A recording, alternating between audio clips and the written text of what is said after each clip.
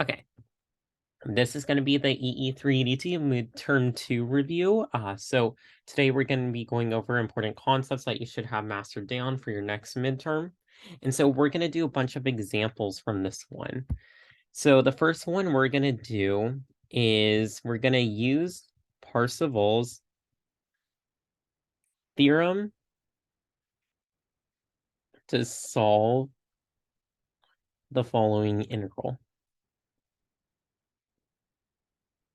And so we're provided an integral that goes from negative infinity to infinity, sinc, and then it's to the power of 4, and then it's k t dt. And so we need to know how to understand this. So the big thing is, what is Parseval's theorem? Well, Parseval's theorem says that from negative infinity to infinity of g of t squared dt is equal to negative infinity to infinity, and then this is g of f squared d of f. And so it's basically telling you that when you take the integral from negative infinity infinity of the time domain, it's equivalent to doing the integral in the frequency domain from negative infinity infinity. So now that we're going to talk about that, we're going to have to understand, how can we prove this? What can we do? And so what we're trying to look at is, when we do a lot of times our Fourier transforms, it leads to easier manipulation of the mathematics. And so when I'm looking specifically at my integral here and what's under here, I'm noticing this is in the time domain, and is there an easier representation in the frequency domain I might be able to use? And so I have my table right here. And I noticed that this one, where it has the sinc squared pi b of t, I can manipulate this to this triangular pulse. And so disregard my little notes here I had. So I can make the triangular pulse of the frequency over 2b. And so looking here with this, I have sinc to the power of 4, though. I don't have sinc squared. So I'm going to write down what we observe from the table and what we might want to use. So from the table, we know that b sinc squared pi b of t can easily be converted into the frequency domain, the triangular pulse of the frequency over 2 times b. And so we notice ours, we don't have a coefficient in front. So what we're going to do is we're going to move that over to the other side. So we're actually going to divide by b onto the other side, so we don't have a b term on the left-hand side. And so then this becomes 1 over b sinc squared pi b of t. So it makes it easier. And what we're going to see is, within ours up here, if we have sinc squared of kt, and then what will be the equivalent? We'll notice when we do our sinc squared, what do we see here? We see that the only difference is that we have a k instead of a pi b. So this is going to be where k is equivalent to pi b, to match with the table definition. And so solving for b, we're going to get b equals k over pi. And so we got what b is equal to. So we're going to substitute in here 1 over k over pi. It's going to be pi over k. And then it's going to be our, oh, oops, I'm sorry. Made an error right there. Let me erase that real quick. This was supposed to be a triangular pulse, and then f over 2b. It's just showing the constant dividing by b went over to this side. So here we're going to have our pi over k, and then it's going to be the triangular pulse. And then it's going to be f over 2. And what did we substitute in for b? we substituted in k over pi. So the pi is going to come to the numerator, and then the k is going to stay there in the denominator when we substitute in for b. And so we found this, which is great. So we originally started here for negative infinity to infinity, sinc to the power 4 kt dt. And what we can do with a little algebraic manipulation is, can't you split this up into sinc squared of kt times sinc squared of kt? It's the same exact thing. Multiplying 2 by 2 is going to give you 4. And so we can write this equivalent. And so we found the equivalent representation in the frequency domain. So we can go now from stating this relationship, we can rewrite this integral as negative infinity to infinity, and we can substitute in what we got here, which was pi over k, the triangular pulse of pi f over 2k. And then we can substitute in again for the other sinc squared, which is pi over k. And then we have our triangular pulse of pi f over 2k. And this is all taken with respect now to frequency instead of time, because now we switched it from the time domain over frequency domain. Because Parseval's theorem tells us that we can find the equivalent frequency domain and substitute it in under that integral. So that's what we did here. And so originally this was a sinc squared and then squared, so it's a sinc to the power 4. That's why we wrote it this way. So it's using Parseval's theorem, the application of it raised to the power 2.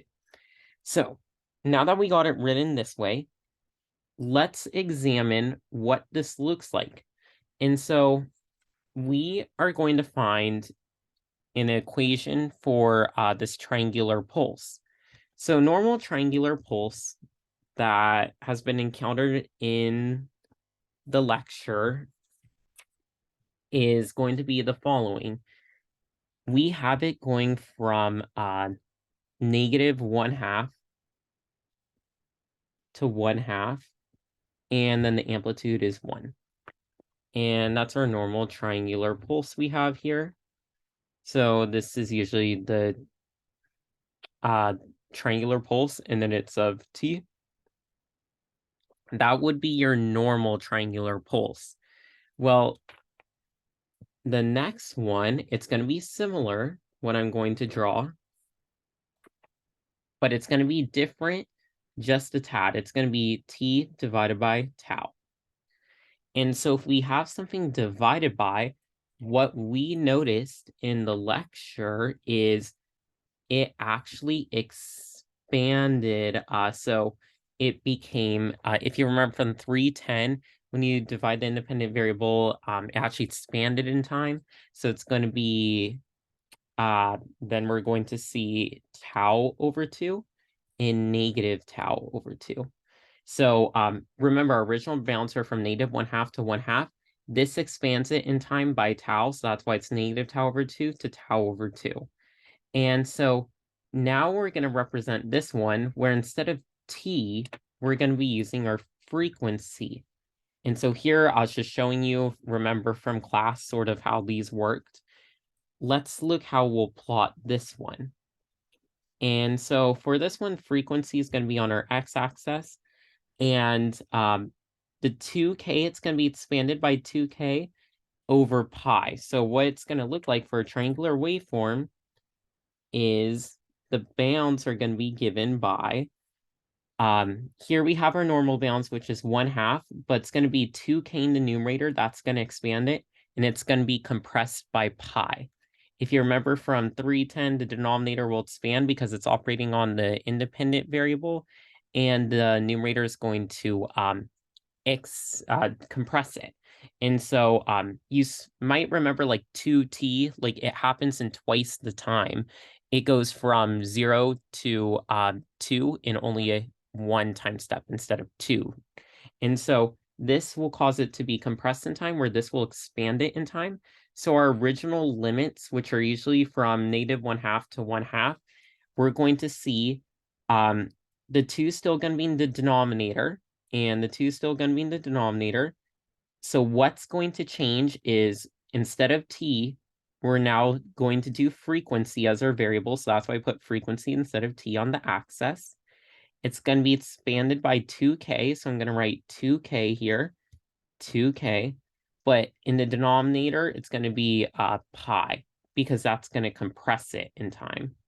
And so the equivalent, you'll notice that the 2's will cancel. So we can just write this as negative k over pi to k over pi. And so those are my bounds. Let me check real quick. Did someone put something? Let's say we used the table convert and it wasn't a triangular pulse. Then how would we graph? If it wasn't a triangular pulse, the other ones, if you were given another one here, per se, if you were given the rectangular pulse, you got to remember your rect pulse.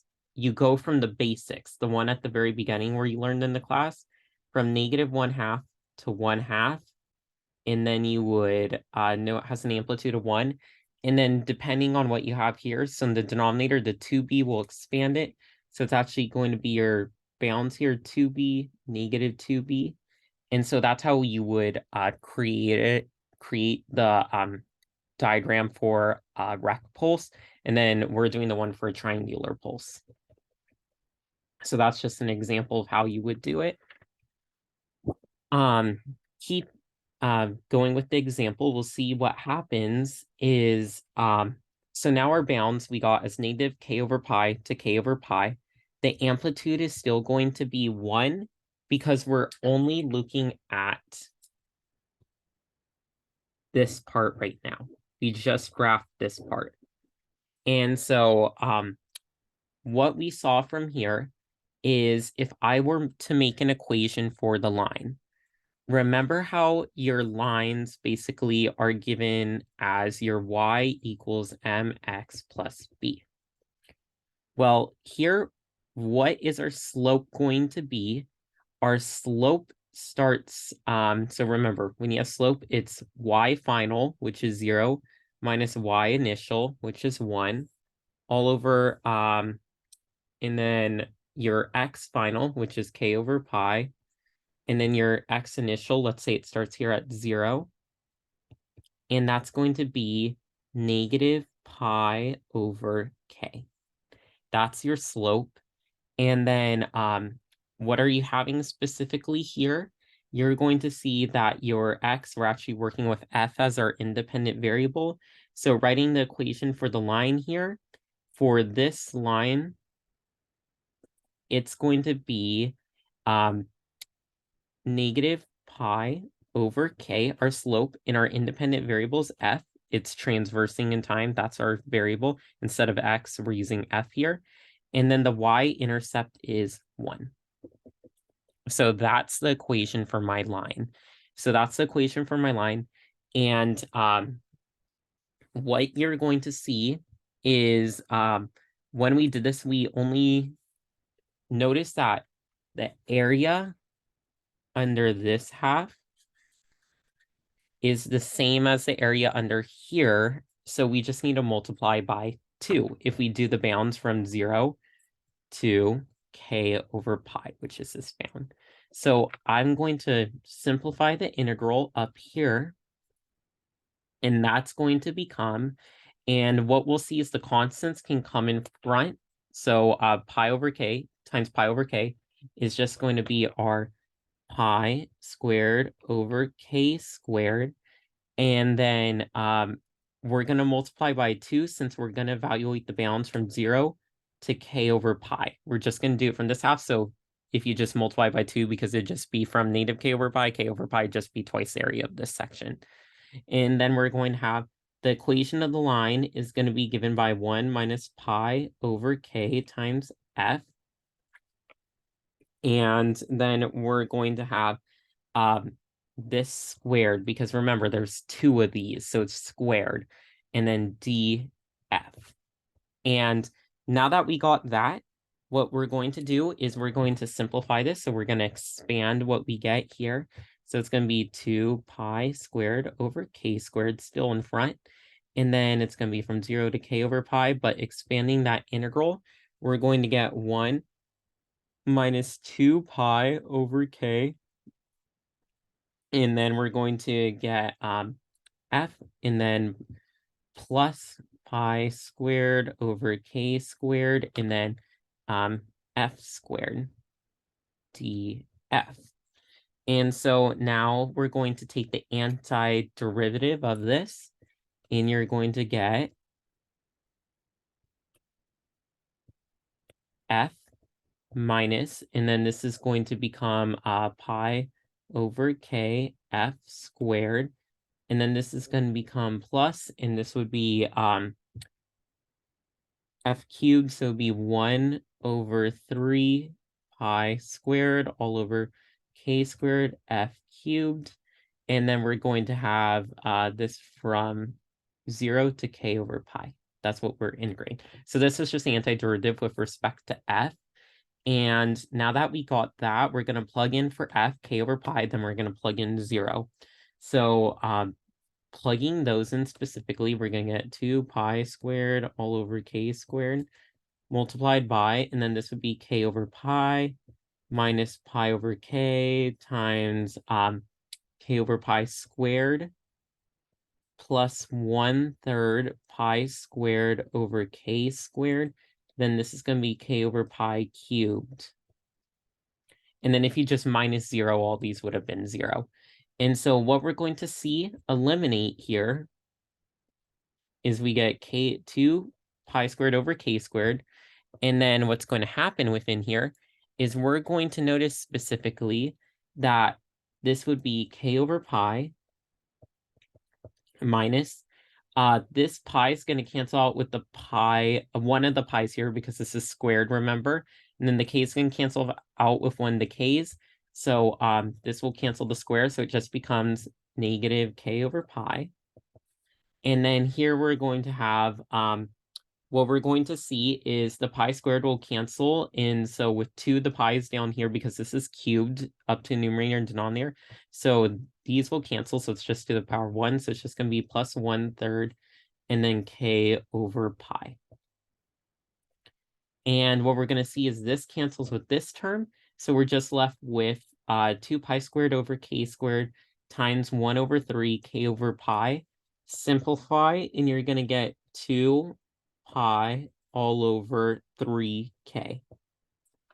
And that is your answer. And so that's how we were able to prove it using Parseval's theorem. Because what we did here is going back, looking at our top, Parseval's theorem told us that taking the integral of your time domain function squared is equivalent to taking the integral of the frequency domain of that time domain version squared. And so we found the frequency domain representation of our signal.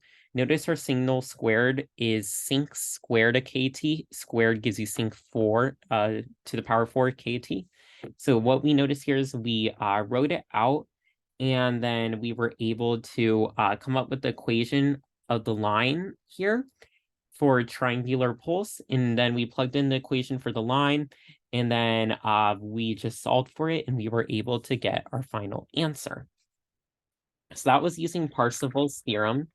The next one, which we're going to focus on, is, for this example, it says find the mean square value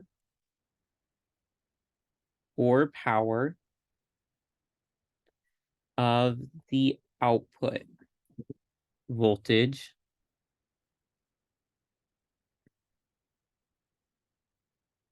y of t of the system shown.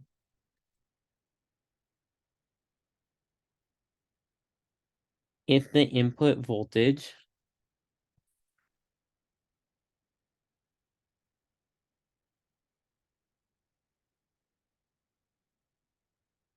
PSD, which is power spectrum density, S of x of f is equal to, and then this is the rect pulse. So you know that what this pi symbolizes. It's a rectangular pulse, and then a pi f. Calculate the power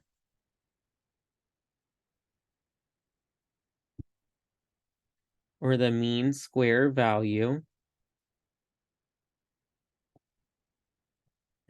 of the input signal.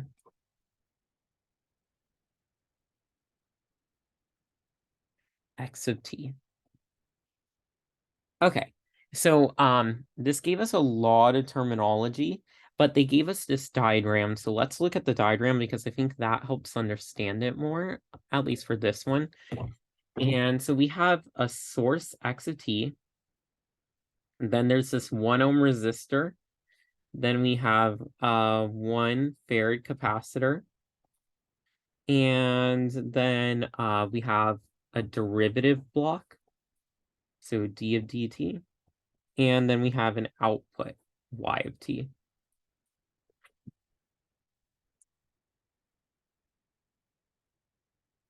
And so what we're going to do specifically is identify some of the terms. So power spectrum density, that's what PSD means.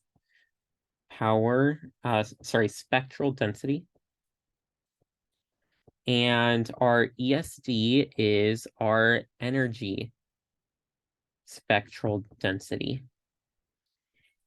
And what we need to know is when they got the power spectral density for input one, that one was finding specifically, or power spectrum density was given as x of f, and in the book it is defined as the limit as t goes to infinity, and it's going to be your x of f squared all over t. It's going to be equal to your rect pulse and then pi f. Our power spectrum density they give us for input, they just said it was equal to this. Power spectrum density is given by the capital the capital S notation, and the X because it was our input, and they gave it as this equation, the rect pulse of pi of f. And so what we need to do is when we had to calculate the mean square value, so this is the mean square value of the input signal. And so when we have to calculate the mean square value, what does that mean? It means the following formula. So it will take the integral from negative infinity to infinity of the power spectral density in order to get the mean square value. So just know mean square value, make sure you have this formula. It's the integral, the power spectral density. In the power spectral density, just plugging it into our equation. Remember, they gave that to us. It was the rect pulse of pi of f df. So we need to find an equation for the line here in the bounds. So the rect pulse, remember, is defined from negative 1/2 to 1/2, and it has an amplitude of 1. This pi will cause it to be compressed in time. So it's actually going to be from negative 1/2 pi to 1/2 pi, compressing it in time. And the amplitude's still 1. There's no coefficient in front. And so what we're going to notice is that the bounds will run now from negative 1/2 pi to 1/2 pi. Because that's only value where it's 1, it's 0 everywhere else. And so it's going to be 1 over that interval. And that's going to be f, when you take the antiderivative and then plugging in our bounds, we're going to get the value of 1/2 pi minus negative 1/2 pi, which just becomes plus, and so it's going to be 2/2 pi, which is 1/pi. So we completed one step of our answer, calculate the power of the input signal, the mean square values meant by power. So we found the power by taking the integral of the power spectral density. And so it's 1 over pi. Now we need to find the mean square value of the output signal.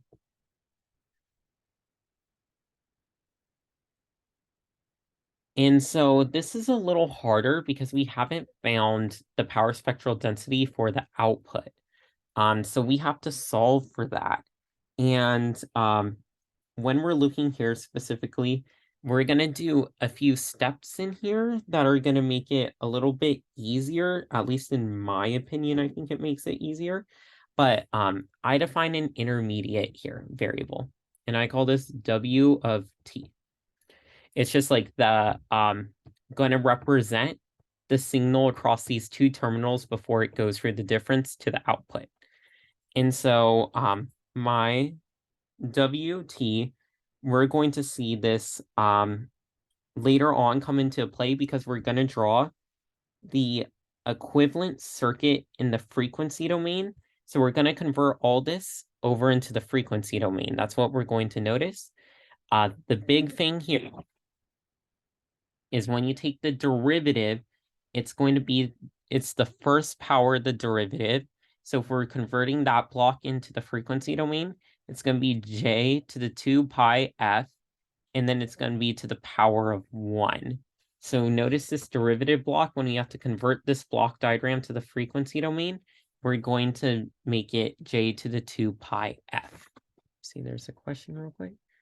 How do you get the 2 up top? The 2 up top, what's that from? Oh, here. That's because I did 1 plus 1, and I got 2, because 1 over 2 pi plus 1 over 2 pi is 2 over 2 pi. So first, before I find the mean square value of the output signal, we're going to convert this into the frequency domain.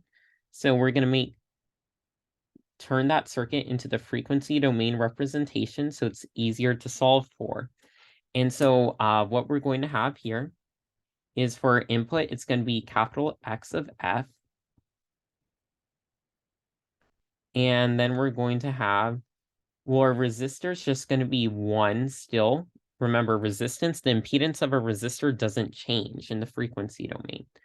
But for a capacitor, you're going to notice that, remember, it's the impedance of a capacitor is 1 over, and then it's going to be our J, and then we're going to have our, remember, you probably recall from 310, it's 1 over S is C, the impedance of a capacitor. But in 382, we only work with J omega. When we work with S, we just deal with the J omega part because we're interested in the frequency. So that's why here it's going to be 1 over J omega. And then, but remember omega, you can write it as 1 over J 2 pi F. That's the exact same thing. It's just dealing now with the natural frequency. Then what we're going to have here is we're still going to have our capital W of F, the intermediate step that I like to define. And remember the derivative here, the equivalent frequency domain representation of a derivative block is going to be J 2 pi F to the power of 1, because it's the first derivative. So we're going to have that as J 2 pi F. So we're good there. And then we need to have our output in the frequency domain. So it's going to be Y of F. Okay. So now we got all that, and we need to solve this circuit. So that's the big thing. So in order to solve this, I want to determine how much of the input is at WF. So this is going to be a voltage division, because WF measures how much the voltage is across this capacitor, correct? It's the same voltage because it's in parallel with the capacitor. So looking at this circuit, simplifying it, just so you're looking at this, we need to find how much voltage is on the capacitor. And remember, it's a voltage division expression. The input voltage multiplied by the impedance we're interested in all over the sum of the total impedance. So it's going to be X of F times our impedance of the capacitor all over the total impedance of the capacitor and the resistor summed together. And so when we solve for our WF, it's going to equal the input multiplied by the impedance of the capacitor, which is 1 over J 2 pi F, all over, and then the total impedance, which is 1 from the resistor plus 1 over J 2 pi F. This one's coming from the capacitor. And we're going to get specifically X of F, and then 1 over 1 plus J 2 pi F. When you just multiply the numerator and denominator by J 2 pi F, you're going to get this as the equivalent representation. And so now that we got this, what you need to know is we have our X of F from our block diagram, and this entire thing given by what's highlighted in yellow here, isn't this the transfer function block? Because your input, then it goes through operations, and then you get your output. So can't we call this like our H of F, correct? That's like our transfer function, all this in between this input and output. So it's going to be X of F, it's going to go through H of F to produce the output Y of F. Okay? So our transfer function block, H of F, what we're going to see here is the following. If we have this, it's going to be, when we solve for our H of F, the important thing to note there is that, remember, specifically our H of F is going to be given by, let me just ensure I'm doing this right. Whatever.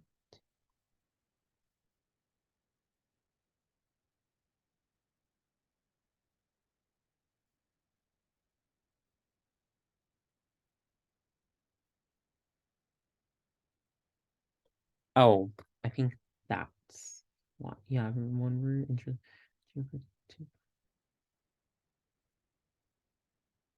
Oh, yeah. Okay. So within here, remember we were able to solve for our WF, but the last thing is it goes through the multiplication by J 2 pi F. And so what's going to be delivered at our output specifically, what we're going to see here is the last step in order to produce our H of F. Recall it's everything happening on the inside. So it would be this entire expression here multiplied by the J 2 pi F. That's going to give you J 2 pi F all over 1 plus J 2 pi F. So your output, what we're going to see at the output is our X of F multiplied by, and then what we saw here is we saw for WF first, which is just the input before the terminals of this block. And so we got WF as the input and then the ratio of how much impedance of the capacitor over the total impedance to give us our transfer function equation. And then remember, the total transfer function H of F, we just had to multiply it by this last block here. So that's why we got the transfer function and multiplied it by just the J 2 pi F, the last part. And so what's going to happen is your input X of F is going to go through this function and deliver your output. And so now that we got that, we can solve for the power spectrum density, and the power spectrum density of the output. So this is the PSD of the output is equivalent to, and this equation comes from the book, H of F squared, and then multiplied by the power spectrum density of the input. So the power spectrum density of the output, what we're going to see here is that one, the power spectral density, for the output is given by the transfer function squared. You take the absolute value of the transfer function, then you square it, multiplied by the power spectral density of the input. And so what we're going to see is our h of f squared is going to be, and so we're going to have our j over 2 pi f all over 1 plus j 2 pi f. If we take the absolute value of this, we're going to get 2 pi f all over 1 plus 2 pi f. And then remember to square it. And what you're going to get when you square it is 4 pi squared f squared all over 1 plus 4 pi squared f squared. And so that's going to be specifically your result when you take the square root, because remember your distance here in this denominator, it's going to be the square of 1 squared plus 2 pi f squared. And so then when you square this one here, you're still going to have all this squared. It's going to cancel out that square root, and then it's just going to be 1 squared, which is 1, and then plus, and then it's 4 pi squared f squared because it's still in there. So this denominator, when you take the absolute value of it, you get this result because you have to find the absolute value first, then you square it. So then the absolute value, that square will cancel out the square root. So that's why you get in the denominator 1 plus 4 pi squared f squared. Okay, now that we got this, we need to specifically plug this in. And so our SY of F, remember the power spectral density of the output, is going to equal, and what we got as a result for our H of F squared is the following 4 pi squared F squared all over, and then this was 1 plus 4 pi squared F squared, and then our power spectral density at the input x of f. Remember we found that. Sorry, they gave that to us. It's going to be the rectangular pulse of pi f. And so that's what we have. And so that is our power spectral density out of the output. But remember, when we find the mean square value of the output voltage, it's the same thing we did as when we found the mean square values of the input voltage. It's going to be now py because it's the output instead of px, and then it's going to be equal to, and then our bounds. Remember, for when we have it goes from negative infinity to infinity, and then it's x of y of f df. We'll plug in this, and what you're going to get is it's going to go from negative 1 over 2 pi, because that's the bounds on a rectangular pulse. Remember, then it's just 1 multiplied by this. So it'll be 4 pi squared f squared all over 1 plus 4 pi squared f squared. Because our rect pulse, the bounds on it are negative 1 over 2 pi to 1 over 2 pi, and then it's just 1. So it'll be 1 multiplied by the rest of this. And then it's going to be df, so derivative taken with respect. And what you need to know is that there is a trig identity specifically for this in order to solve it. So the trig identity, that make sure you have this one written on your cheat sheet. For your trig identity that you need to know, it's going to be from x1 to x2, the integral, and it's going to be a squared x squared all over 1 plus a squared x squared dx will equal, and then it's going to be x minus tan inverse of x, and then all over a, and then it's going to be evaluated from x1 to x2.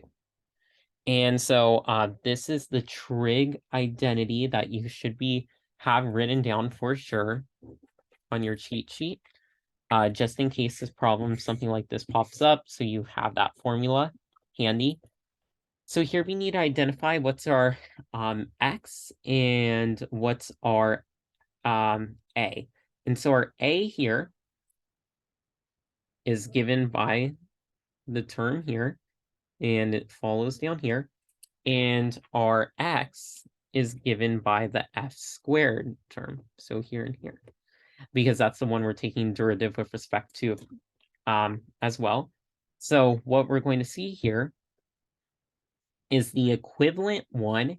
It's going to be x, which is just f here. That's what we notice.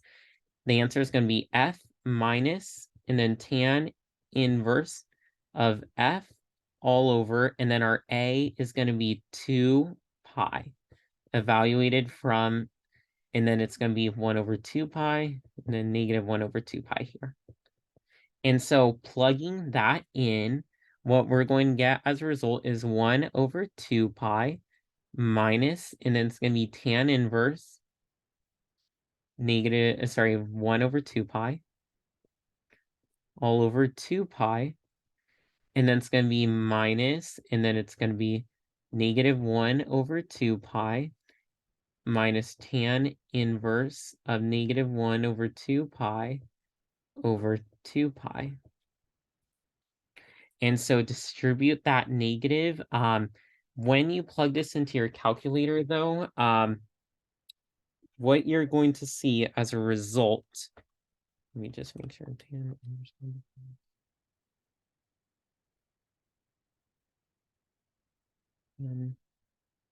X over A. Oh, wait. I think I just made.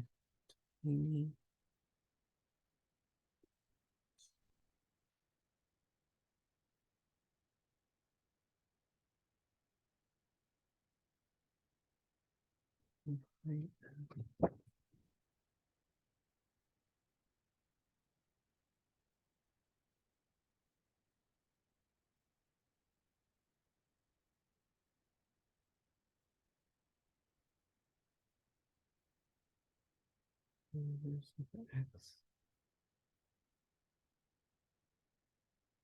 Let me see this one. It's 1.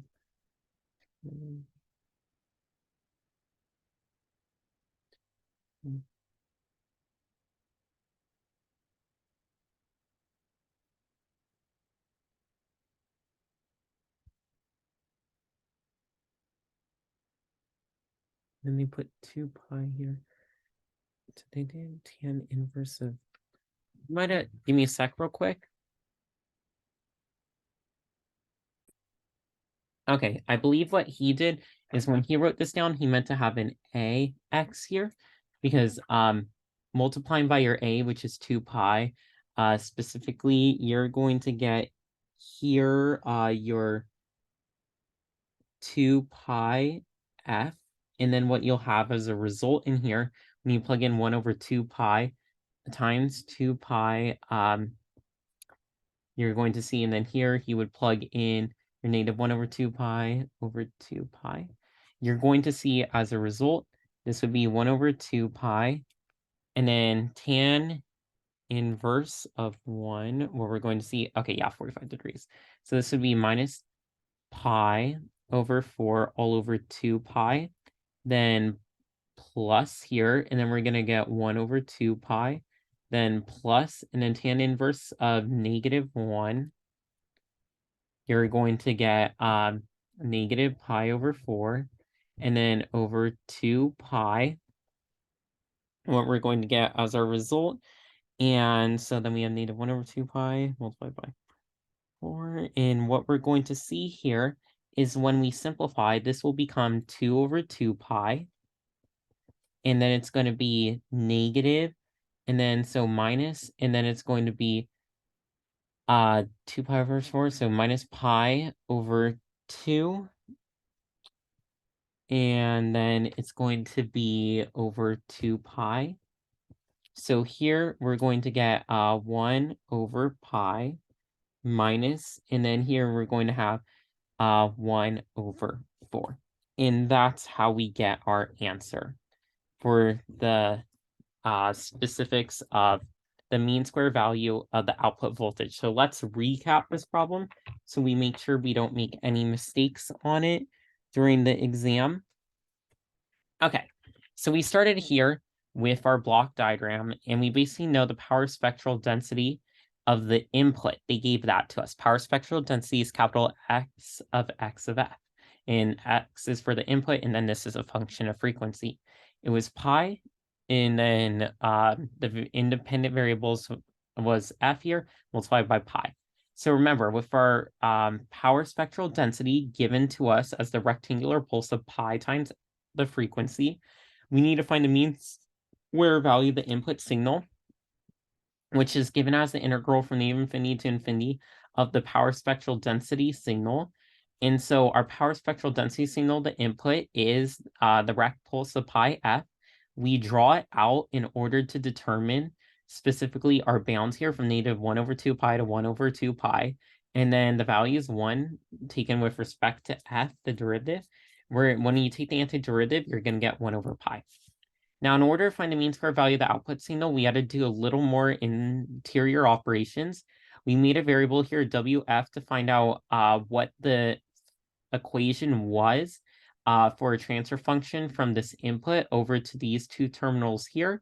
And we got, it was a voltage division equation. So we noticed that the transfer function describing the impedances was 1 over 1 plus J2 pi F. And so multiplying that by this block, that will give you the entire transfer function, not including the input. And so then the input that goes through the transfer function will deliver the output. And so we know that the power spectral density of the output given from the book, make sure you have this formula written down, is the power spectral density of the output is equal to the transfer function squared times the input power spectral density. So we took the square, we took the absolute value, then we squared the transfer function. We got that and we plugged it into our power spectral density. The output was our transfer function, the absolute value squared, times the power spectral density of the input. And remember, when you get the mean square value of the output voltage, it's the same as the mean square value of the input voltage. And so what we got here was it went from negative 1 over 2 pi to 1 over 2 pi for that rect pulse. And here it was given as 4 pi squared f squared all over 1 plus 4 pi squared f squared in derivative df. We use the trig identity, and just watch out, make sure to include the ax when you have the tan inverse here. He forgot to add that in his. And then we're going to get for answer, we just solved for it, plugging in that trig identity, 1 over pi minus 1 over 4. So that was a really comprehensive problem. And now we're going to do some practical examples, a little easier ones, which are nicer, at least it's not as lengthy. So for this example, you're given the baseband signal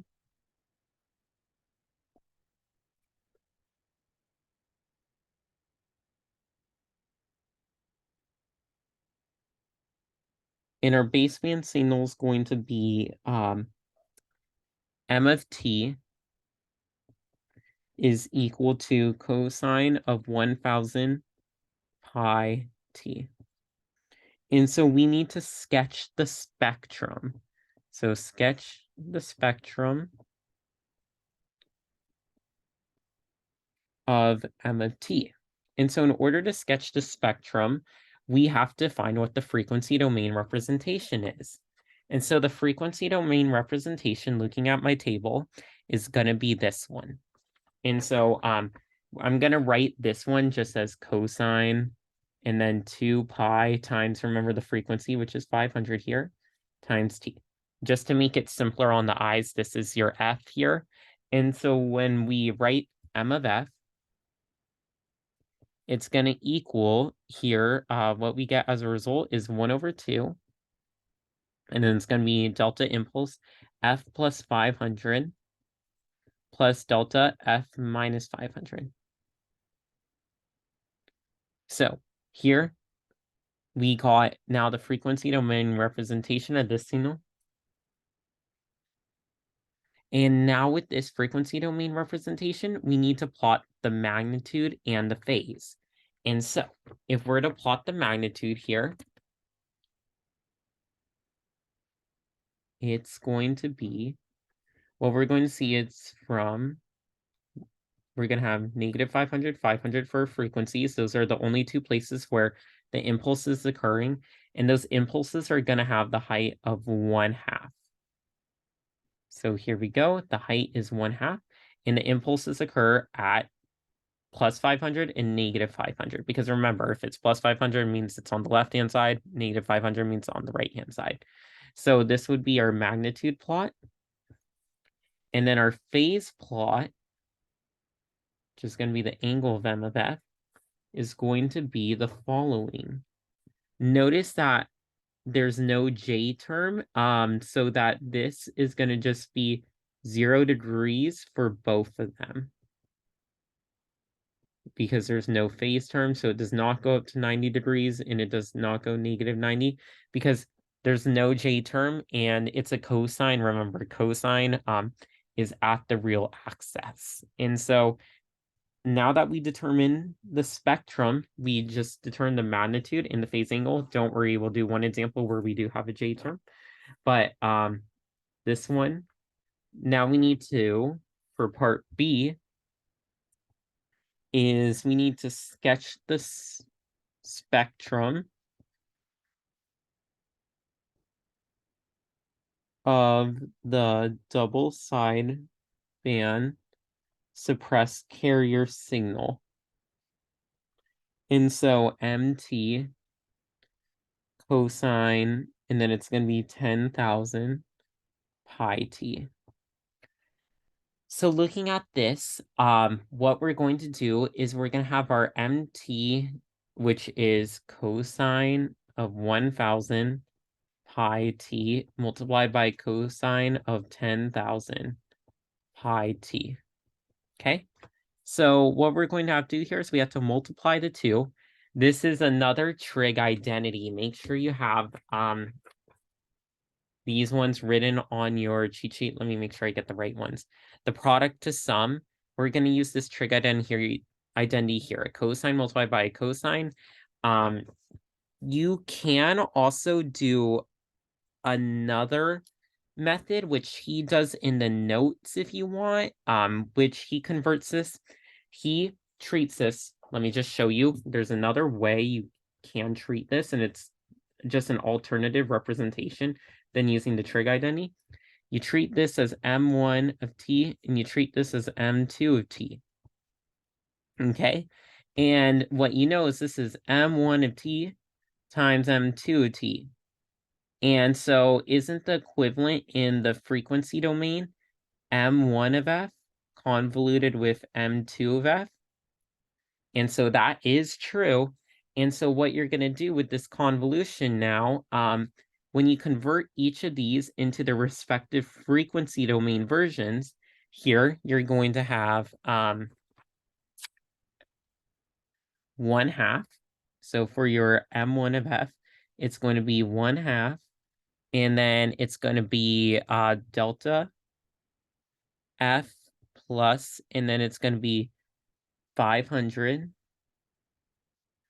And then plus delta f minus 500. And then it's going to be convoluted with, and then your m2 of f, your m2 of t, convert this one to the m2 of f representation. It's going to be delta f, and then this would be plus, and then this is going to be 5,000. And then it's going to be plus delta f minus 5,000. Okay, so this would be the two written out. Now that we have it written out, we have the m1 convolved with m2. What you're going to have to do is this, you'll distribute everything. So we'll start when you have a delta function convolved with the delta function, what you're going to see. So the important thing is when you have a delta function, sorry, this pen, I think you might have, delta function minus, so let's just call this F naught convolved with delta F minus F1. The result is going to be delta F minus F naught minus F1. You add together the delays or advances. So you actually add together the delays or advances when you convolve a delta function with a delta function. So what we're going to notice, let's start step by step with this one, is 1/2. This will just act as multiplication, so it becomes 1/4. And then we're going to look specifically at the first term here distributed over to these two. So it's going to be, for this one, it's going to be delta F plus 500 plus 5,000. So it's going to be delta F plus 5,500. You add the two together. And then the next one's going to be, distributing this term, it's going to be plus delta F, and then it's going to be negative 500 plus 5,000. It's going to be plus 4,500. And then looking at the next part of the equation, this one right here, and how it distributes to the two here, we're going to get the following answer: plus delta. Then we're going to have F minus 5,000 plus 500 is minus 4,500. And then here we're going to have plus delta, and then it's going to be F minus 5,500. Okay. So now that we have that, what we're going to do is with our answer here, we're going to plot it specifically, the spectrum. And so what we're going to see is for a spectrum, which is going to be our M of F, we have a magnitude plot and a phase plot. Here, for a magnitude plot, you're going to have the following. It's going to occur at 4,500 and 5,500. Okay. Okay, for this one, it's going to occur at 4,500 and 5,500. For your frequency, this is in hertz. And then negative 4,500 and negative 5,500. Just based on what we got here. And notice that the amplitude of each of these, you're going to have 4 impulses. All the amplitude will be at 1/4. So here, here, here, and here. All these will be at 1/4. That's what we're going to get as a result. And then when you plot specifically the phase of this, what you're going to see for a phase for the angle of M of F is that at these specific frequencies, it's going to be a phase of 0 degrees because there's no J term here. So all the phases for 4,500, 5,500, negative 4,500, and negative 5,500, the angle 0. And so there was no J term, so there's no plus 90 or minus 90. So that is our magnitude and phase plot. And then part C says to identify the upper and lower side bands. And so from the signal here, the lower and the upper, these two are the lower side bands. And these two out here are the upper side bands. And so notice that it's symmetric with respect to the x-axis. So your lower side bands, it's symmetric with respect to the y-axis.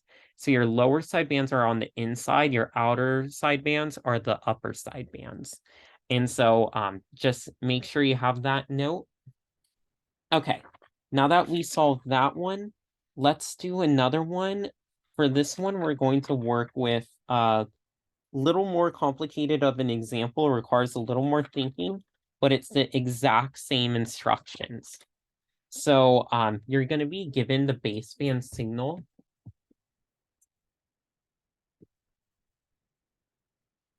So for this example, you are given the baseband signal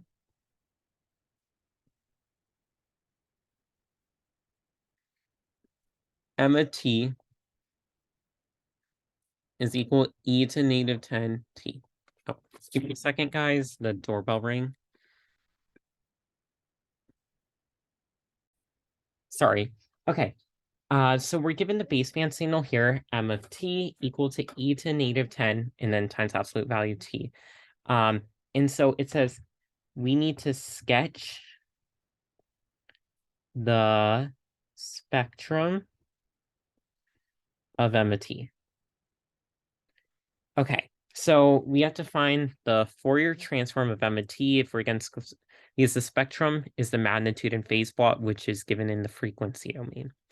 And so looking at my table here, I have e to negative a absolute value t is given by this equation. So it's going to be 2 times 10, so that's 20. So for m of f, it's going to equal 20. And then and then it's going to be 10 squared, so that's 100, just looking at the transform here, plus, and then it's 2 pi f, and then squared. And so what you do is if you multiply that out, you'll get 20 over 100 plus 4 pi squared f squared. And that's just using the table, the transform here, just plugging in what we have. And so this is in the frequency domain representation. And so now I need to plot this. So in order to plot this, what's going to happen is we're going to go to Desmos, and we're going to plug in what we got, 20 divided by 100 plus, and then 4 times pi squared plus, and then f squared. And so that's going to be what our y is going to equal here. And so what we're going to notice is if we go from in our y-axis, it's from negative 1,000. Oh, sorry. Negative to 1. And let's go from negative 1,000 to 1,000. You'll see it looks like this right here. We get sort of a little slope. It goes upwards and then goes back downwards. So what we're going to draw over here for ours is it looks something like this, where we have it basically going out. It never hits the 0, but it gets close to it. So it's something like this is what Desmos told us. And so this is our magnitude plot, m of f, and our frequency as it goes to infinity, it's going to approach 0, negative infinity, approach 0. And so this is the magnitude plot. Our phase plot, though, we have no j term, so it would just be at 0 again. There would be really no phase to this component because there's no j term, so it would just be 0 degrees for all the frequencies. And then for the next part, if you had to do sketch the spectrum of the double, so sketch the spectrum of the double sideband suppressed carrier signal m of t cosine 10,000 pi t. And so our m of t is given as e to negative 10t. So here, if we write it out, it'd be e to negative 10 t multiplied by cosine of 10,000 pi t. And so here, what we're going to have to do is looking at what we have this cosine can be written as 2 exponentials. So that would be the easier of the 2 routes you can take. So this would be 1/2, and then e to the, and then it's going to be j 2 pi, and then it's 5,000, and then t plus e to the negative j 2 pi 5,000 t. And so here, what we have is we have specifically if we write this out, let's distribute in combined terms so it's a little easier to see when we take the Fourier transform.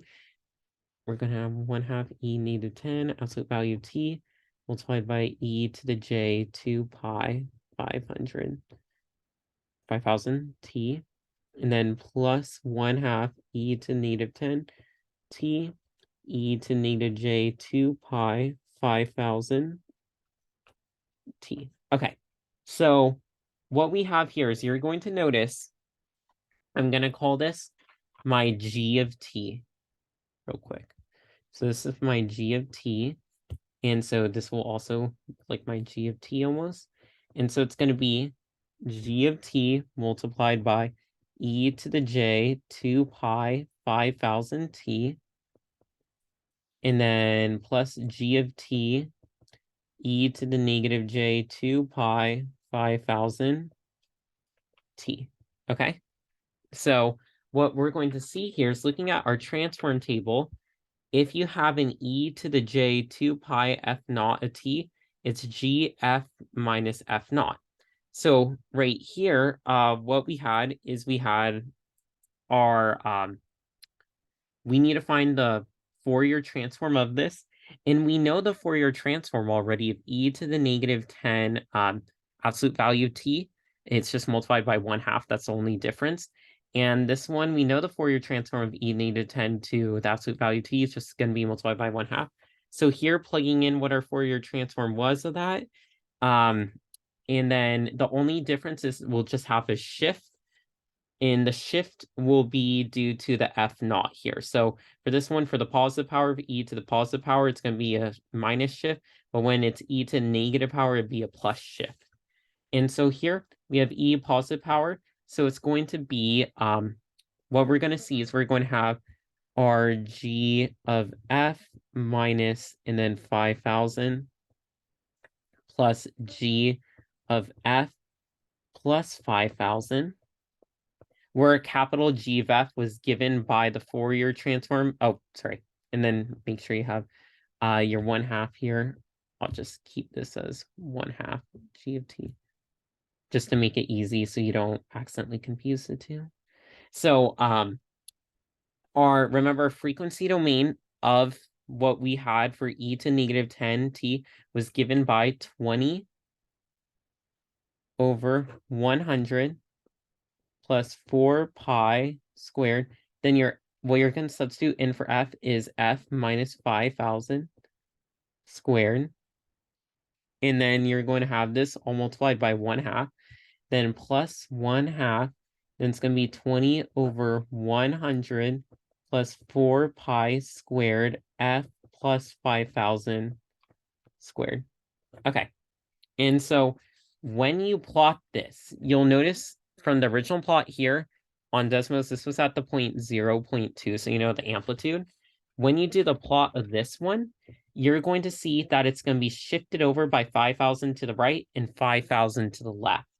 And so what you're going to get as a result is you're going to see your original function, which it makes sense. It's shifted over by 5000, one to the left, one to the right. It's going to be half the amplitude. And so when you actually draw it out specifically, what you're going to get for your result is going to be the following. It's going to look like this, where you're going to have one of them centered here and one centered here. It's going to be half the amplitude. So at this point, it's going to be 0.1, not 0.2. And then it's going to, one of them's going to be centered at positive 5000 and one's going to be centered at negative 5000. And so that would be specifically your plot here. And so that would be the spectrum of the double sideband signal when you multiply it by the carrier cosine, 10,000 pi t. And so the phase plot, though, this is the magnitude plot, of course. In the phase plot, we notice there's no j term, so it would be 0 for the entire phase. So now that we talked about this and how we did one easier example, now we did a harder example, we're going to get into the next problem, which is going to involve a little more in-depth thinking using circuit analysis, but I think this one is really important to understand for his exam, so that's why I'm going to cover it. So for this one, for problem number 5, it's going to talk about amplitude modulators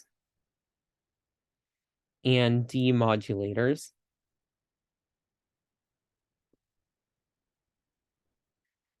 Can also be built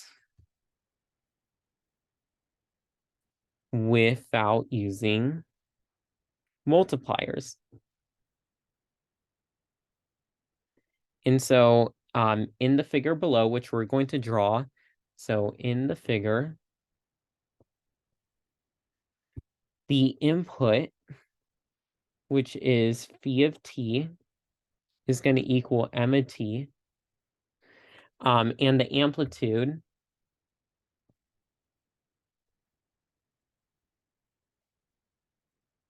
which is given by A, is much greater than phi of t. And then the two diodes are identical with a resistance R ohms.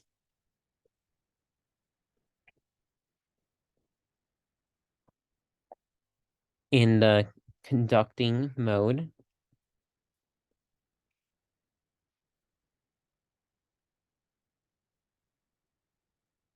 and infinite resistance in the cutoff mode.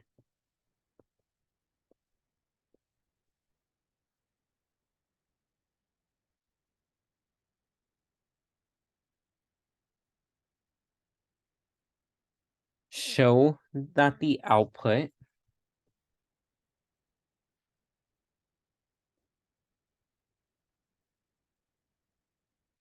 E out of T is given by E out of T equals 2R all over R plus little r, and then omega T m of T. And what we're going to see here is where omega T is a switching periodic signal. So where?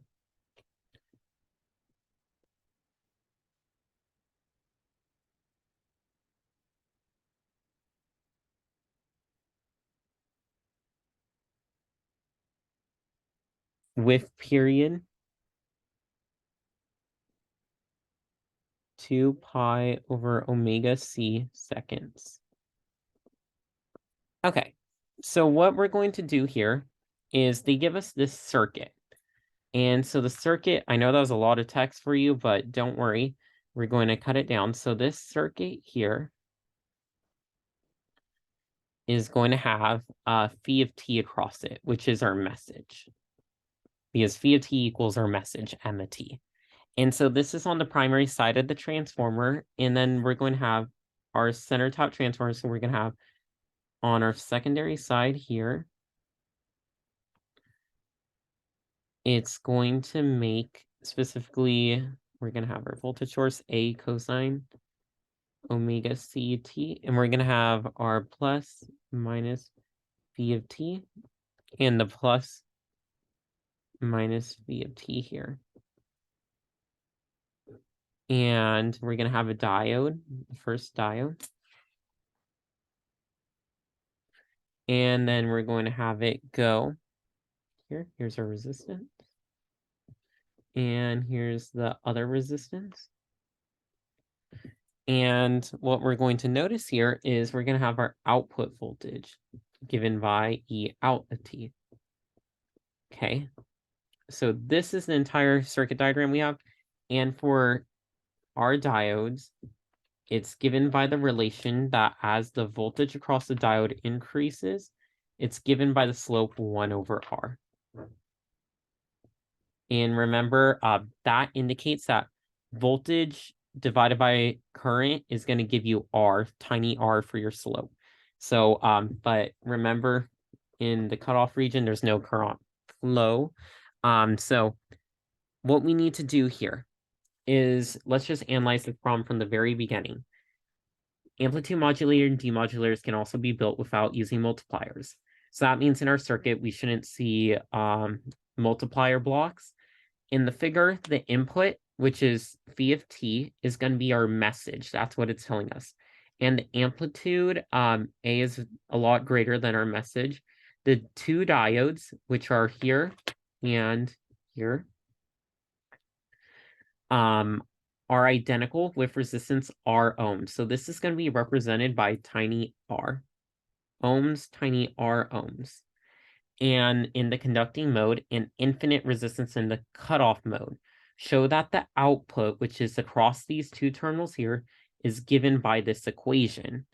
And so what we're going to do is we're going to split it up, because in the positive mode of the carrier, it's going to flow through this end. So it's going to go through, but in the negative mode, it's going to flow through the other end in the negative half cycle. And so what we're going to see specifically is we're going to draw each one to try and understand it. Because remember, when our message here is positive, it's going to be on this end. When it's negative, it's going to be on this end here. So during the positive half cycle, we're going to look at each one. So during the positive half cycle, we're going to see current flow through here. So when we have our positive side of our message and we have our positive carrier, it's going to flow through this way. So D1 conducts. And let's draw this circuit just to get a good analysis. So we're going to have right here, this would be our phi of t. And we have our diode, which I'm just going to represent as the little resistor R, because that's what it represents. It's a little resistance R. And then we're going to have our bigger resistor, capital R here. And then our output voltage is measured by E out of T across these two terminals. So during the positive cycle, oh, I'm sorry, I forgot to include the source here. So this would be our A cosine omega C of T. And this would be during the positive half cycle. So this would be the positive cycle. And what we're going to see is our output voltage here. Isn't it going to be a voltage division equation? How much voltage we have on here is going to be this resistance all over the total resistance, little r plus that r, multiplied by how much our message is actually giving at the input. Because remember, this is the input voltage. So the input voltage, and during the positive cycle, it's going to be conducting through this way. So we're going to be conducting through this way. So our output here is going to equal how much our input voltage is times the resistance all over the total resistance. So the resistance at the output is going to be capital R all over the total resistance here. This determines the that this loop is conducting. So that's why that's its contribution. But here's our input voltage multiplied by the resistance we're interested in all over the total resistance. But now we have to look at the negative half cycle. So we were able to determine during the positive half cycle. So I'm just going to put this as the positive half cycle, the E out of positive T. Now we need to look at during the negative half cycle.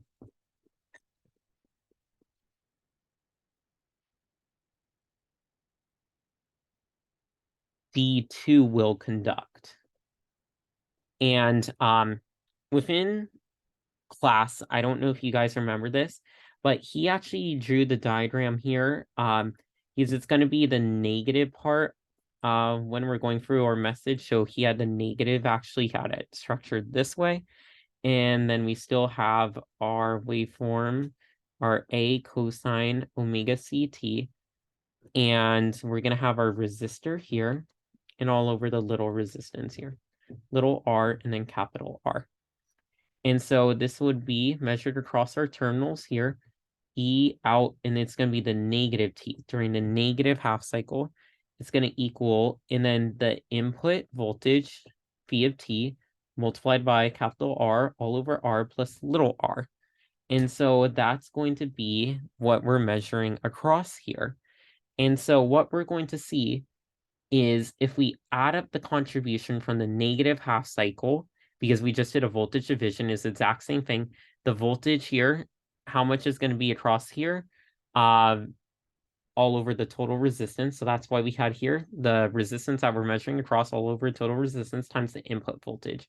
So the total contribution by E out of T, what it's seeing across these two resistors is going to be the summation of E out a positive T plus E out a negative T, which is going to equal 2R all over R plus little r.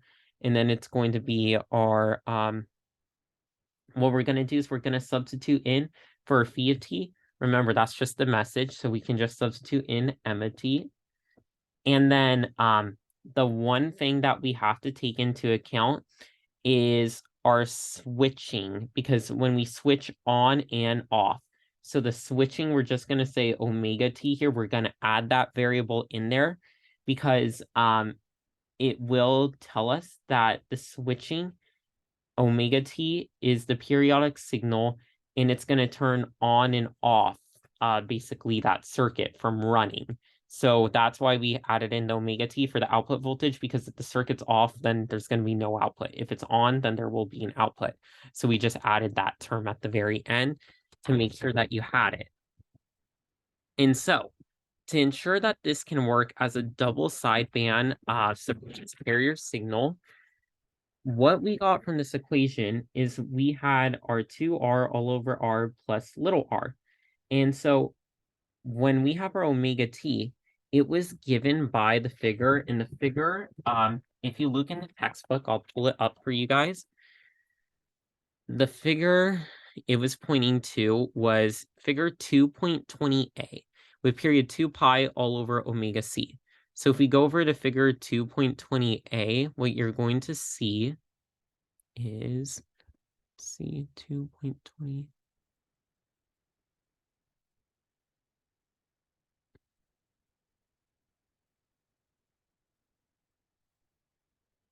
Figure 2 point. Okay, we're close here. 2.22. 2 point. Oh, it's one right after. Here we go. Okay, so it gives us the figure here, this square pulse signal, as we see within the diagram. And so you can either derive it or you might know it. I'm going to have this cheat sheet on my exam, but basically from 310, we remember the omega t, it was given as, let's look here, Fourier series, Fourier transform. Here we, oh wait, no, that was not the one. 3. Here it is. Okay, so our square waveform, which we have here, is given by specifically the equation.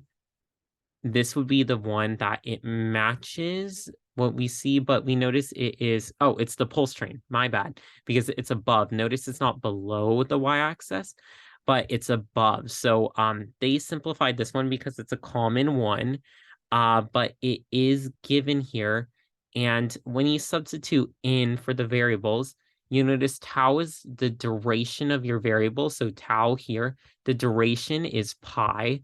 And so you'll have your pi, then the amplitude is, of course, 1. So it's just going to be pi all over. And then it's going to be your t naught is going to be from your 0 to t naught. So it's going to be 1, the smallest one you can get. So the smallest one here that we're going to represent our signal with is going to be 2 pi. So it's pi over 2 pi. So that's 1/2 for the beginning. That's how I got that. And then looking at my, so we got 1/2, and then plus the summation, and then it's going to be n equals 1 to infinity. And then it's going to be 2a all over n pi, so twice the amplitude all over n pi sine.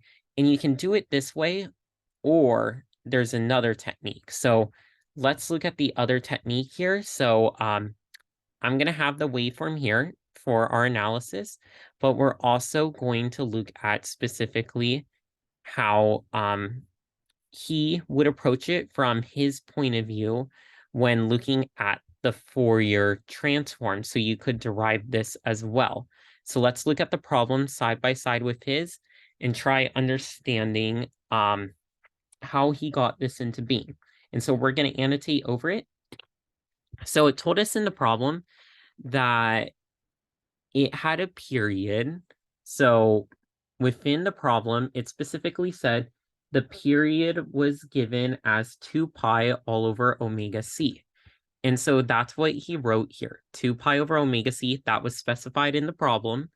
And so what we're going to do is we notice that this function, it does have even symmetry. So that's why he said even symmetry here.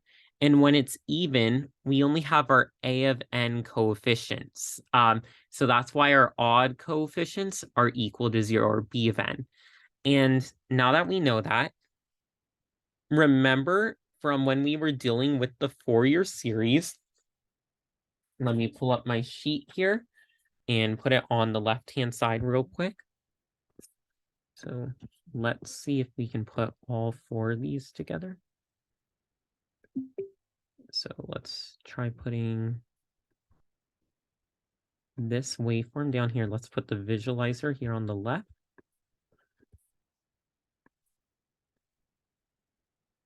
Okay. So when we're dealing with this trigonometric form here, we're trying to find specifically the Fourier series representation of this square waveform. And so he wrote the DC value, which I agree with, specifically looking here on my cheat sheet. I had the DC value as well given by F naught. He just wrote in here omega naught. Then he did the summation from 1 to infinity, a of n cosine n omega c t plus bn sine omega ct. So notice in the Fourier series representation, he replaced this with omega c because it was specified to have that one. So he replaced omega naught with omega c, which is correct. And he just wrote it out here. Then, in order to calculate omega naught, which is the DC value, you have to do 1 over the period from 0 to t, f of t dt. And so what he did here is notice that he went from 0 to 2 pi, because a whole period would be from here 0 to 2 pi. He chose, though, I'm going to actually go, instead of from 0 to 2 pi, so instead of going this entire thing from here to here, he chose just to do 0 to pi over 2. And so he went from 0 pi over 2. Notice, though, the area, he'll be cutting out half the area. So that's why he multiplied by 2 in front, because of his bounds, to take into account that area that he would have lost. It's 1 over the period. The period is 2 pi. And we know where that 2 comes because he went, instead of from 0 to 2 pi, he went from 0 to pi over 2. Then he did the derivative with respect to the variable he's integrating with respect to d omega t. And then what he got was 2 over 2 pi. And then when you take the antiderivative of this, what you're going to get is you're going to get your omega t plugging in pi over 2. So that's why you get pi over 2 minus 0. So he got 1/2 here. And he just got it using the DC average value equation. And now what we have to do is we'll understand his next part, where he got the rest of his terms from. So here, we're going to look at now his A of n, because he determined that B of n does not exist, because this is an even waveform. So looking at our A of n, he did 2 over t. And remember, 2 over t, our period is going to be 2 pi, so we know. Looks like here, he, though, integrated from 0 to pi over 2. Reason being is, remember he said this was for his, he specified that instead of doing 2, he cut the period in half. So he did t over 2 because it has even symmetry. So that's why it's a 4 over t. So that's why he got a 4 over t here. But notice he didn't go 0 to pi. He went 0 to pi over 2 because the value is 0 between pi over 2 to pi. There's only values of 1 from 0 to pi over 2. So that's why instead of writing pi here, he wrote pi over 2. Then he did cosine n omega naught t. Instead of omega naught, he did omega c, because that's what you had in this formula. And then he took the derivative with respect to what his variable was here, which was omega t.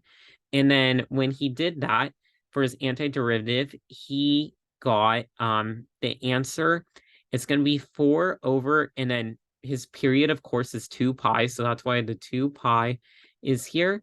And then he got what's going to come out is the 1 over n, because when you take the antiderivative, everything else that is not within here, when you take the antiderivative, this is going to pop in front. So it's going to be a 1 over n. So that's why this n term is here.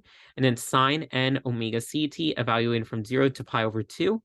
Plugging that in here, you're going to get sine of n pi over 2 multiplied by 2 over n pi, and then minus sine of 0, sine of 0, 0. So that's why he got this, and he got it for n equals odd because when he did this specifically, he said halfway symmetry, but this is not halfway symmetric. He got the wrong definition, so he was wrong here. Is if it were halfway symmetry, it'd have to be there's an equation it has to follow, and it does not follow this one. And so I would not trust him on saying that specifically. But he did get the right one here. And so what we're going to do here is when we plug it back in, remember, you write it as your DC value plus all your other terms. So his DC value was his omega naught value, which he got here. And so for his DC, he got 1 over 2. And so that's why he has the first term. And then plus 2 over n times pi. And then he went from n equals 1 to odd. I believe you can say n equals odd now when I look at this, because if you do look at it in particular, for when n equals 2, it's going to be sine of pi, which is 0. And when it equals 4, it's going to be 2 pi, which is 0. So it is fine that he went from n equals 1 to odd, because it does work. Just be careful because this isn't half-wave symmetry, so it's not technically quarter. This statement depends on half-wave symmetry a lot of times. But he has here all the rest of his terms. Then he does sine of n pi over 2 multiplied by, and then remember, when you have your a of n, which he put in here, he put in his a of n down here, then you multiply it by your cosine n omega naught t, which he did there. And for n equals 1, 3, 5. So that's how he found his switching equation. Now that he has that for his switching equation, he plugged that in. So he found the equation that described the switching speed. So he plugged that in for his omega t down here. And when he plugged that in for his omega t, he was able to write his answer specifically such that when he went down here, he could use a bandpass filter. And he used a bandpass filter such that he filtered at omega c. So notice every other term, this term would cancel with that filter. This term would be at f equals 0, the frequency, because it's just a value. It's not dependent upon frequency. And his filter was around omega c. So this would be the only term left if he centers his filter at omega c. So it only includes this frequency. And so he got multiplying this 2 by 2, he got 4, and then over pi times r plus r, little r, and then cosine omega ct.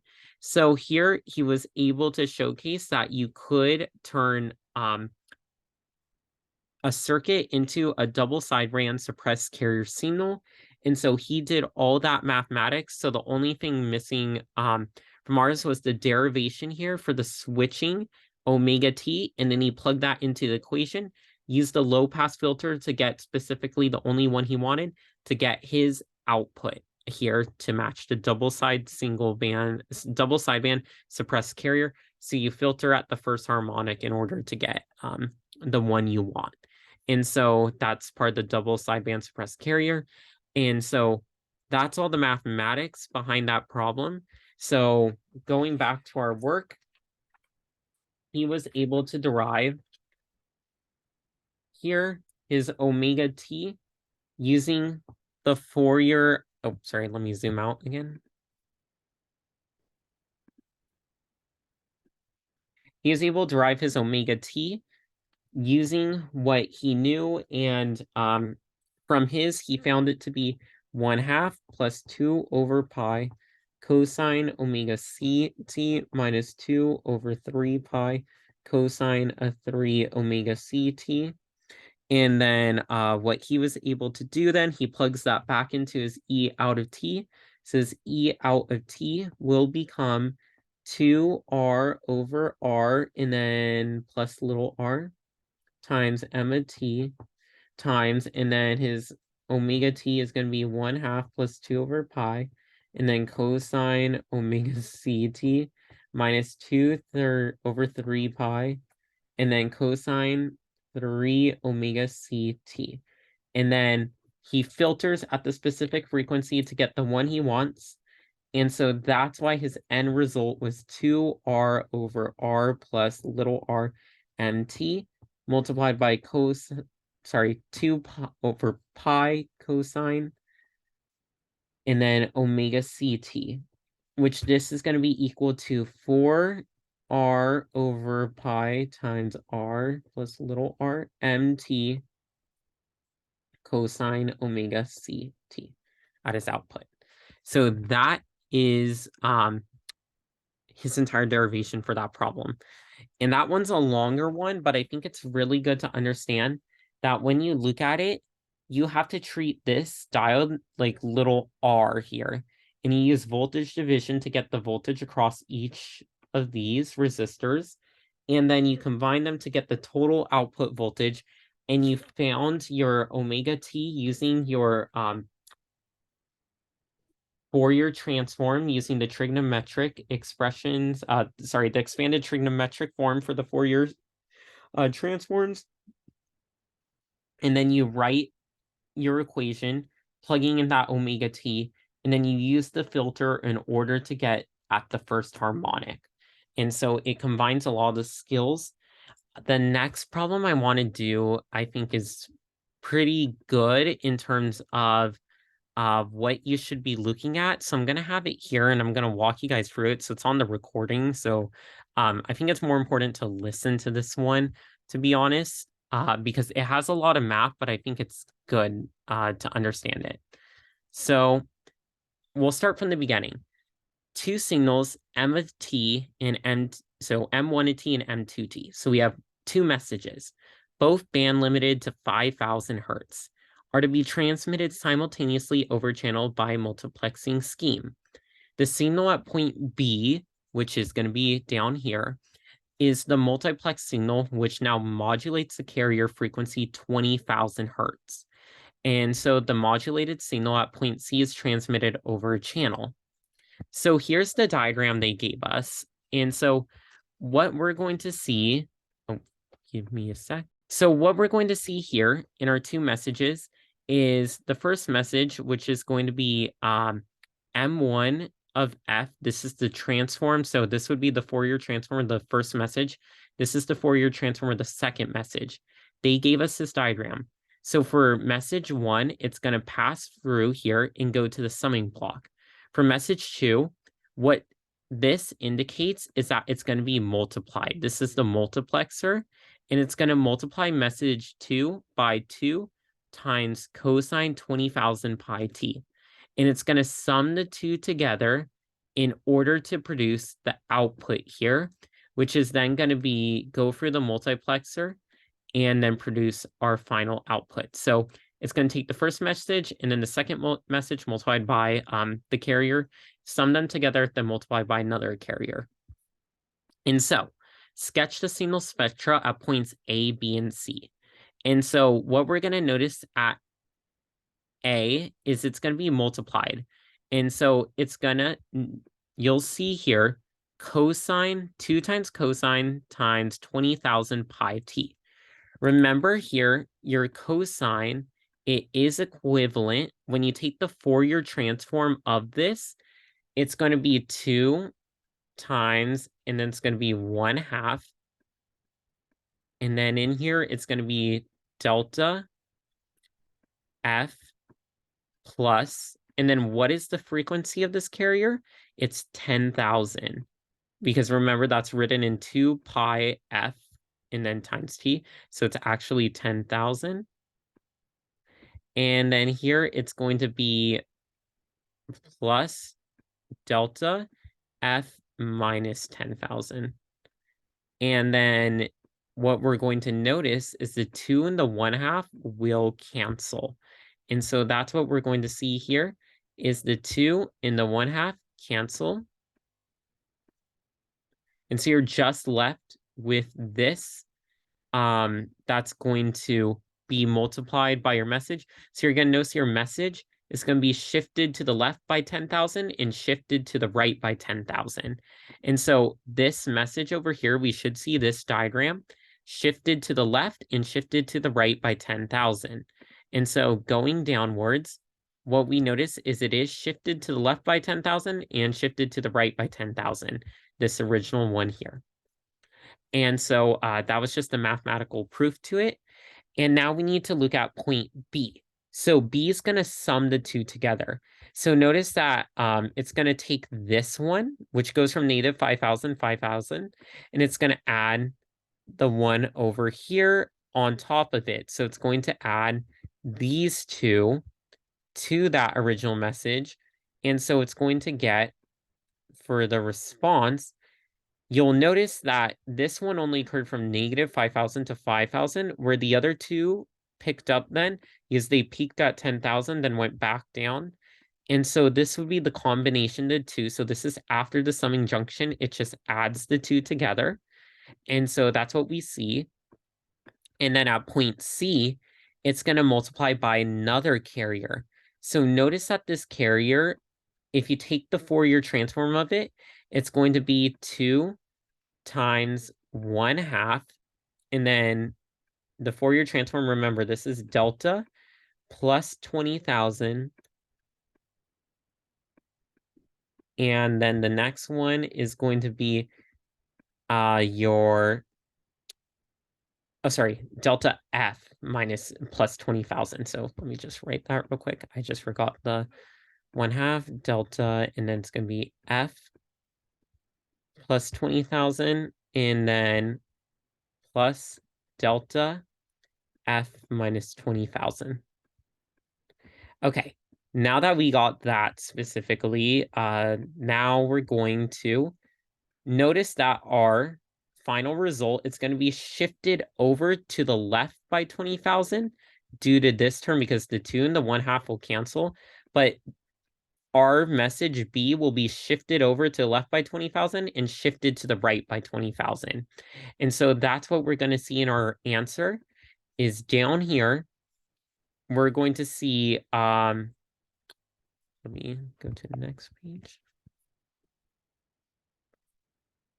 On our next one, it's going to be shifted to the left by 20,000 and shifted to the right by 20,000. So it's no longer going to be at the origin. So that's what we see here. It's centered now, not at the origin, but at 20,000 and centered at positive 20,000, negative 20,000 for the frequency. And so the bandwidth of the distortionless channel, bandwidth is going to be the upper, which we have here, minus the lower end of the signal. So the lower end's at 5, the upper end's at 35. So bandwidth is going to be 35 minus 5. So it's going to be 30 kilohertz, because along this x-axis, it's in units of kilohertz. And then we need to design a receiver to recover the message signals from the modulated signal at point C. So what we're going to do here is we need to recover the signals in order to produce what we want. So in order to recover each of these signals M1T and M2T, remember that they looked like the following. Let me pull it up here. M1T, if we were to recover it, you'll see that it looks like this graph, and M2T looks like this one. So in order to recover those from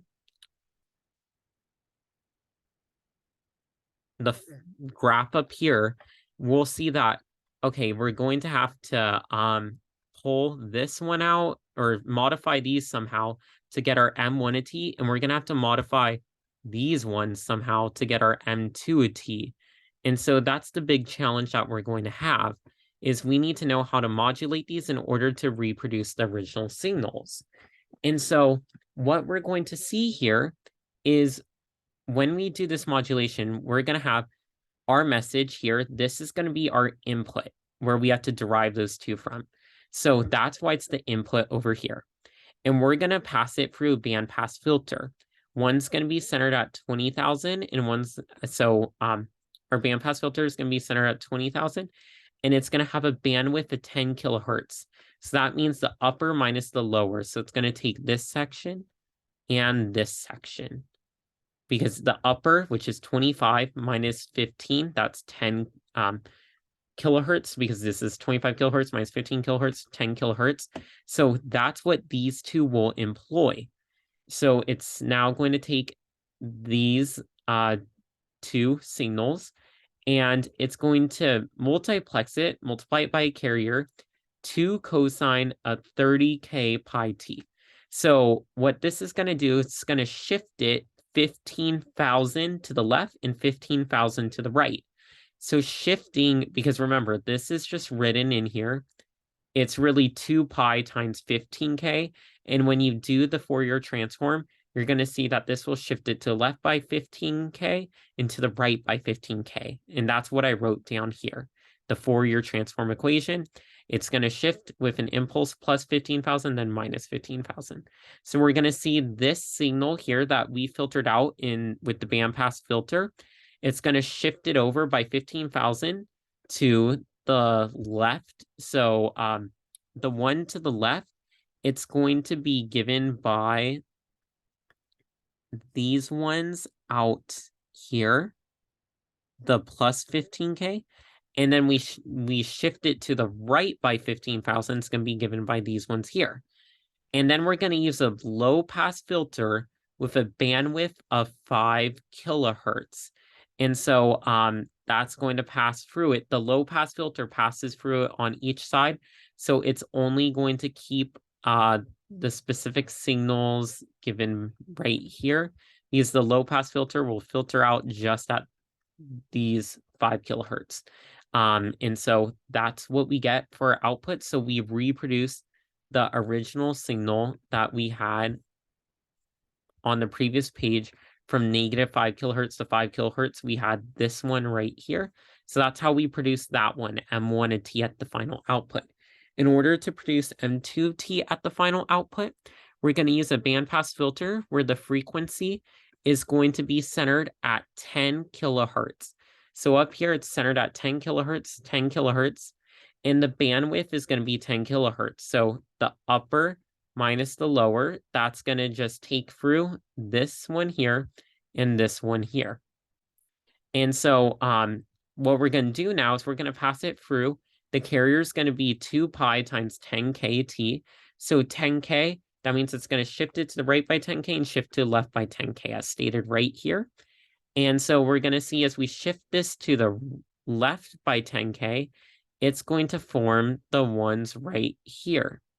And when we shift it to the right by 10k, we're going to see that's going to form the ones right here. Notice that the two are overlapping at the center, so it's going to give it twice the amplitude. And so this will actually be up here. It's going to be twice the amplitude. And that's why we didn't have a 2 here, because it would be twice the amplitude at this point, like the one above here. So just take that note into account why we didn't include the 2 on this one. We use a low pass filter, so it only includes the signal from negative 5 to 5 kilohertz. And that will give us our M2 of T. And so That's what we got in order to reproduce our original signal right here for M2. And so that will be specifically how you'd approach those. And going back now to the document camera, what we're going to see for the next homework is basically, it was just a little practice with getting familiar with a lot of how these operations work. And so what we're going to see within this filter, I'm going to do one practical example that I think will give you a good understanding. And then I think we'll be done with the review at 5 today. So for this one, it says, for this example, number 6, the waveform Vn of t shown forms the input to an envelope detector.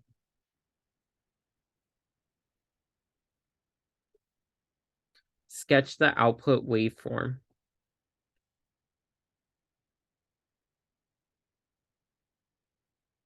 So we have to sketch the output. So this is from the take-home quiz. Basically, what you're going to notice here is your Vn of t was given by, in the graph, they have the time here, and it goes from 0 to 5. So it will be here, 1, 2, 3, 4, 5. So 0, 1, 2, 3, 5. And it's going to go up to 1. And so here, we'll notice that right at 1, it goes to 0. Then it repeats again at 2, the exact same thing. And then goes back down to 0. And then it's going to repeat at 4, do the exact same thing, go to 5. Okay, so our circuit here is given by the diode. This is our Vn of t. And then here's our resistor, which is 1 ohm. And then here's our capacitor, which is 1 farad. And then our V out of t is measured across the two elements here. So it's in parallel, that's important. So if we let the diode be ideal, which is what we're going to do, so from 0 to 1 second, if the diode's ideal, basically what I mean by that is that it requires basically no voltage to turn on and flow current through it and act as a short. And so what we're going to see here is for at 0 volts, it's going to provide infinite current, so it's going to act as a short. So V out of t is going to be equal to the input voltage, V in of t. And so then from 1 to 2, what we're going to see then is, notice that we have no current. No voltage. And so the output voltage, notice we have a capacitor in here, and the capacitor is going to charge up from that time interval, 0 to 1 seconds, because it's going to be provided voltage. And then it's going to discharge in between 1 to 2 because there's no voltage being supplied anymore. So now it's going to start discharging. So from 1 to 2, our diode will be off, but the capacitor will discharge. So with a discharging capacitor, what we're going to see is we're going to see V out of t is going to equal the initial voltage. So it's going to be V out at time 1. So that's the initial, because at time 1, that's when the capacitor will start discharging because there's no more input voltage supplied, multiplied by e to the negative. Then remember how it's t over tau, but you substitute in for t minus 1 because it's a delay of 1, all over tau. And notice this is an RC circuit, so your tau here is R times C. So your V out of t is going to equal, Well, the voltage at time 1, so the initial voltage starting from the time step between 1 to 2, it's going to be 1, and then e to the negative, and then t minus 1 divided by, and then it's 1 multiplied by 1. So you're going to get, as a result, v out of t is going to equal e to the negative t minus 1. And so this, what we're going to see is what's going to be the voltage at the end of this interval. So at v out at time 2 is going to equal e to the negative 2 minus 1, which is going to be e to the negative 1, which is 0.3679 volts. Okay. And so our output voltage graph is going to look like the following. Our v out of t is going to appear as